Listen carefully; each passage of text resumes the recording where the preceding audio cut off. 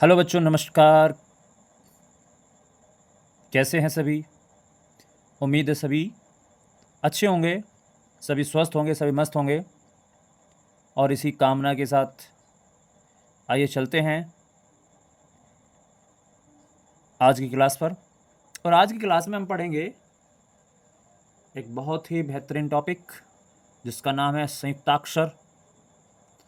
आपने इसके बारे में सुना ही ज़रूर होगा, कक्षा में पढ़ा भी होगा।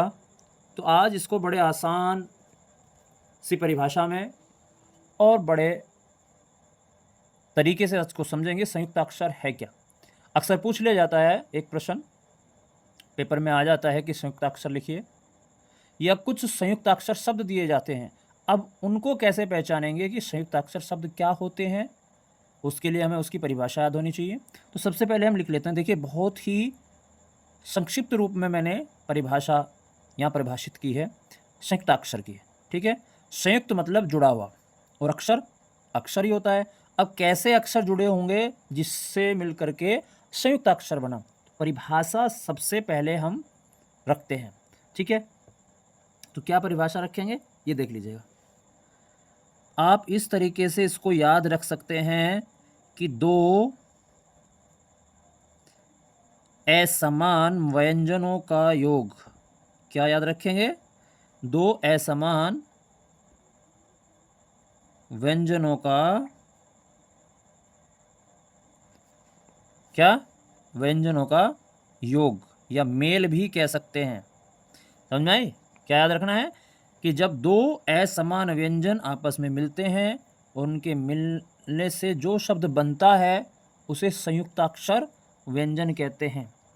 ठीक है, यह संयुक्ताक्षर शब्द कहा जाता है। तो मैंने इसको बहुत ही संक्षिप्त रूप में आपको समझा दिया। क्या याद रखेंगे कि दो असमान व्यंजनों का योग संयुक्ताक्षर कहलाता है। ठीक है, अब कैसे पता लगेगा कि दो असमान व्यंजन है? कैसे आपको शब्द मिलेगा और उससे कैसे शब्द बनाना है? जैसे देखिए, एक शब्द इस तरीके से कत दे दिया, ठीक है, और इससे कहा कि इससे शब्द बनाइए। अभी देखो, यहाँ दो असमान व्यंजन हैं और इससे हम शब्द बना सकते हैं। कैसे? जैसे भक्त है ना, दो असमान व्यंजन। ठीक है, अशक्त।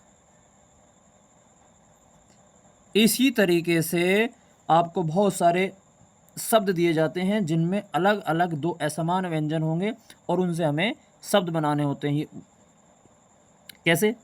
जैसे कोई शब्द ऐसे दे दिया द्वय। ठीक है, ये आधा हो गया, यानी कि पहला जो व्यंजन होगा, वर्ण होगा, वो आधा होगा। ठीक है, अब इससे कहा इससे शब्द बनाओ, तो आप इससे शब्द बना सकते हैं। जैसे द्वार बना सकते हैं इससे। ठीक है, विद्वान बना सकते हैं इससे। तो बात समझ में आ रही है? कहने का मतलब ये है कि जब दो असमान व्यंजनों का योग होता है और उनके योग से होने वाला जो शब्द है, बनने वाला जो शब्द है, उसे संयुक्ताक्षर कहा जाता है। तो एक तो था हमारा संयुक्ताक्षर। इसी के साथ साथ हम समझ लेते हैं दूसरा भी बिंदु इसका। वो क्या है? उसे कहते हैं द्वित्व व्यंजन। क्या? दूसरा जो होगा वो होगा द्वित्व। इसको भी साथ साथ यहीं से समझते चलते हैं, द्वित्व व्यंजन। अब ये द्वित्व व्यंजन क्या है इसको समझेंगे। ठीक इसका उल्टा कर दो। ठीक है, यहाँ असमान था, यहाँ हम क्या कर देंगे? दो समान व्यंजनों का योग। समान व्यंजनों का योग, यहाँ दो समान व्यंजन होंगे। समझ में आ रही है बात? समझ रहे हैं ना क्या बताना चाह रहा हूँ? मैंने इसलिए बहुत ही संक्षिप्त रूप में आपको समझाया है। जब दो समान व्यंजन आपस में मेल करते हैं या उनका मेल होता है, तो जो भी व्यंजन बनेगा, जो भी शब्द बनेगा, वो हमारा द्वित्व होगा। ठीक है, द्वित्व मतलब दो समान व्यंजनों का योग। कैसे?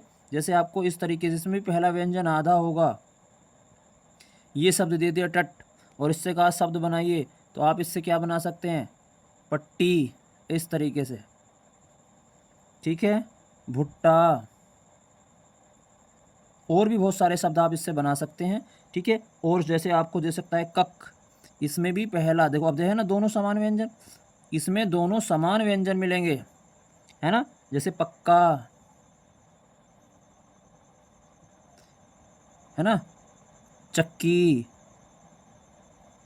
अब देखो इन दोनों में बस यही अंतर है कि यहाँ संयुक्त अक्षर में तो असमान व्यंजनों का योग होता है और द्वितीय व्यंजन में समान व्यंजनों का योग होता है। और ये अक्सर प्रश्न बनता ही बनता है एग्जाम में। कैसे बनता है, इसमें इस तरह के शब्द देंगे, इस तरह के, और उनसे शब्द बनाने होंगे। तो आपको पता होना चाहिए कि ये जो शब्द हैं ये इस तरीके के हैं, ये कौन से शब्द हैं, है ना, और इनसे यानी कि द्वितीय व्यंजन है और ये संयुक्त व्यंजन है, यानी कि संयुक्त अक्षर है। इनको संयुक्त अक्षर कहा जाता है, इनको द्वितीय व्यंजन कहा जाता है। और इनसे फिर हमें 2-3 जितने भी शब्द हम बना सकते हैं, या पेपर के अनुसार जो भी हमें बनाने के लिए दिया गया है हम उससे शब्द बना सकते हैं।